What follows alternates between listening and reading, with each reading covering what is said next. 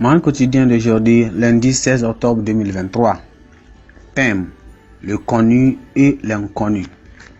Le connu et l'inconnu. Test: Genèse chapitre 3. Lisons à partir du verset 1 jusqu'au verset 7. Genèse chapitre 3. Lisons à partir du verset 1 jusqu'au verset 7. Le serpent était le plus rusé de tous les animaux des champs que l'Éternel avait fait. Il dit à la femme: Dieu a-t-il réellement dit, vous ne mangerez pas de tous les arbres du jardin? La femme répondit au serpent: Nous mangeons du fruit des arbres du champ, du jardin. Mais quant au fruit de l'arbre qui est au milieu du jardin, Dieu a dit, vous n'en mangerez point et vous n'y toucherez point, de peur que vous ne mouriez. Alors le serpent dit à la femme: Vous ne mourrez point. Mais Dieu sait que le jour où vous en mangerez, vos yeux s'ouvriront et que vous serez comme des dieux connaissant le bien et le mal. La femme vit que l'arbre était beau, bon à manger et agréable à la vue, et qu'il était précieux pour ouvrir l'intelligence. Elle prit de son fruit et en mangea, et elle en donna aussi à son mari qui était auprès d'elle, et il en mangea. Les yeux de l'un de l'autre s'ouvrirent, il connut qu'il était nu, et ayant cousu des feuilles de figuier, ils s'en firent des ceintures. Gloire à Dieu. Le verset clé, c'est le verset 1 qui dit: Le serpent était le plus rusé de tous les animaux des champs que l'Éternel avait fait. Il dit à la femme: Dieu a-t-il réellement dit, vous ne mangerez pas de tous les arbres du jardin? Une personnalité proéminente ou proéminente a dit un jour que si elle avait à choisir entre un pilote qui n'a jamais connu un crash d'avion dans l'exercice de son métier et celui qui en avait connu, il choisirait le second. Pourquoi?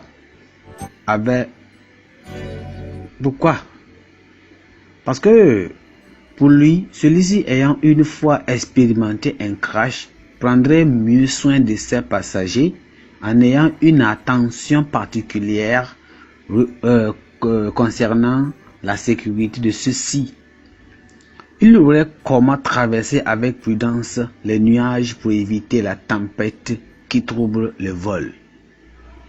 Adam et Ève avaient eu le grand privilège de connaître Dieu comme un Père d'amour qui non seulement les avait créés, mais leur avait offert des opportunités illimitées sur un territoire également illimité où ils pouvaient librement manger du fruit de tout arbre, excepté celui de la connaissance du bien et du mal, placé au milieu du jardin.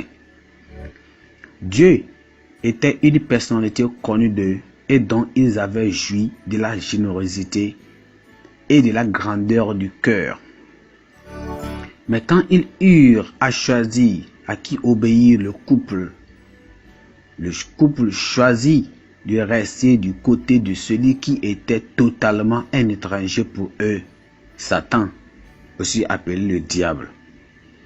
Ils sont tombés sous la ruse et la subtilité du diable qui leur a fait croire qu'ils pouvaient volontairement désobéir à Dieu sans conséquences fâcheuses. Ils abandonnèrent le connu Dieu pour aller dans le royaume du méconnu qui était Satan. Leur action de précipitation a plongé toute l'humanité dans le péché qui continue de ravager l'homme. Ils connaissaient le commandement de Dieu, mais ont décidé de le briser. Tout comme plusieurs personnes qui aujourd'hui connaissent bien sa parole décident de rejeter et d'aller expérimenter les étrangers mensonges ou bien des étranges mensonges des faux prophètes. Les standards de Dieu n'ont pas changé. Adam et Ève ont perdu la compagnie de Dieu et ont été coupés de la source de vie.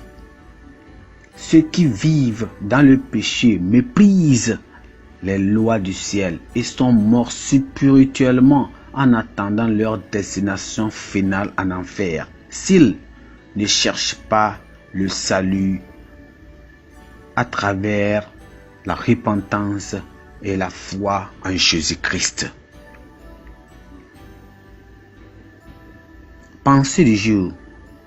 Ceux qui rejettent l'appel de Dieu courent directement dans les mains du Satan. Ceux qui rejettent l'appel de Dieu courent directement dans les mains du Satan.